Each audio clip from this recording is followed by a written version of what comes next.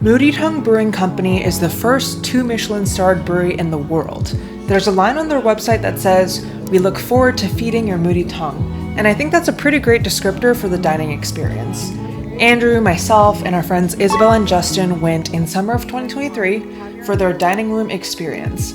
We were seated in an intimate 28-seat room, they were playing great music, and we enjoyed a 12-course tasting menu with an optional beer pairing made up of exclusive brews created in-house by Brewmaster Jared Rouben.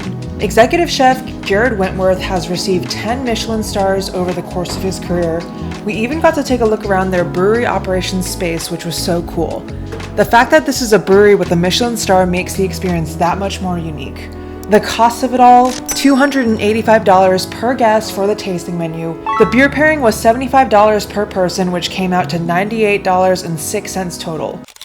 The first course was more of an experience. When we walked into the dining room, the snacks had already been set up at our table. These little bites were super creative and interactive. The Dungeness crab cannoli had to be my favorite, but the duck yakitori was a close second.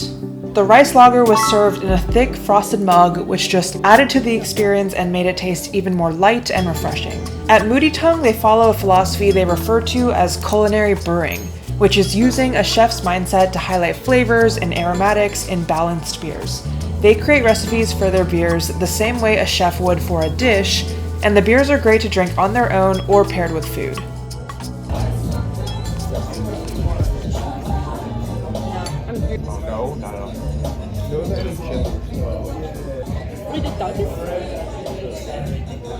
Duck is smoky and perfect texture. The Hokkaido scallop dish was overall well-balanced and very fresh tasting. This is a really good pairing with this. It kind of like helps offset like the richness of the scallop. Smile.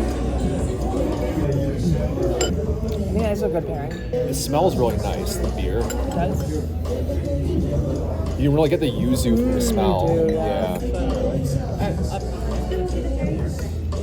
It was black garlic and like barrel-aged soy. Yeah, I think that was my favorite part of this. The golden Osetra caviar with bacon, razor clam, and potato was a crowd favorite among everyone. It was comforting, savory, warm, and overall had a great balance of flavors and textures, and you honestly cannot go wrong with caviar. Next course of the evening is going to be a butter poached spiny lobster tail. Starting at the bottom of the dish, you're going to have a toasted sunflower butter, stewed green beans. On top of the lobster tail, you'll have shaved black truffle, a lobster glacé at the bottom of the bowl, and then a black truffle foam on the side of the dish. Oh wow! Enjoy. Thank you. Kind of looks like a little like a shaggy dog. The spiny lobster dish was served in a pressed Asian pear saison. The black truffle added a nice umami aroma to the dish. The black cod course was served with a orange blossom Belgian blonde. Belgian blondes are probably my favorite style of beer. The foie gras was creamy and fatty, and the cod was impossibly tender. Oh my god, this fish is so soft. My favorite thing on this is the black cod.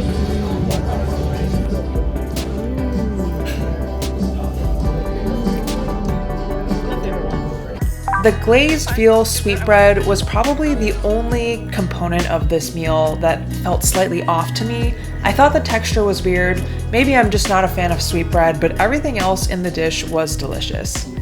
So far, the amount of beer per course was like pretty good to me. I agree, Yeah. We can definitely buy all these beers. It's like a 4-pack or 6-pack. Yeah, right? definitely. Yeah. This one's so good. I would get the melon one. The melon one's really. I really like the last one too, the ale, the blonde ale. Love blonde ales. Was that the one that was something about pear trees? Was it this one? It was the Saison. That was- The roast squab course felt like a more hearty winter-style dish. By this course, I was starting to get pretty full. And I'll call out that if you do add on the beer pairing, they're tending to serve fruitier beers overall. Bread is a little cheesy. Yeah, it is. Yeah, kind of like tortilla cheese a little bit. Yeah. The lamb rib dish had a nice, almost Moroccan flavor, which was a fun contrast to the previous courses. The West Home Wagyu dish felt like Moody Tongue's tribute to being based in Chicago. The elderflower ice was light and refreshing as expected, and it wasn't too sweet. It was a perfect palate cleanser.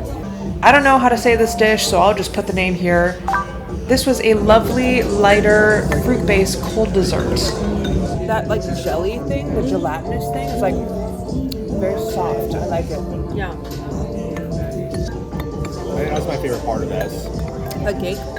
Yeah, and then the coconut. Ice cream? Yeah. I like the crumbles.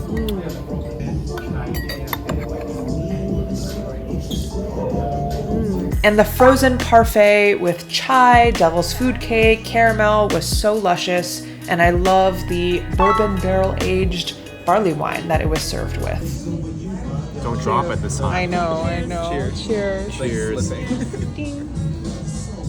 Moody Tongue has reservations opening up 45 days in advance every day at midnight CST. They sent us home with their iconic chocolate cake, which is so decadent. And fun story, we actually went to Moody Tongue to celebrate our first anniversary, and we ordered the cake with the beer. They were based in Pilsen at that point, and they had a cozy fireplace. It was the middle of winter. The vibes were so chill that night. If you're still watching, comment below which Michelin star restaurant you want me to try next. Thanks for watching. I will see you in the next one.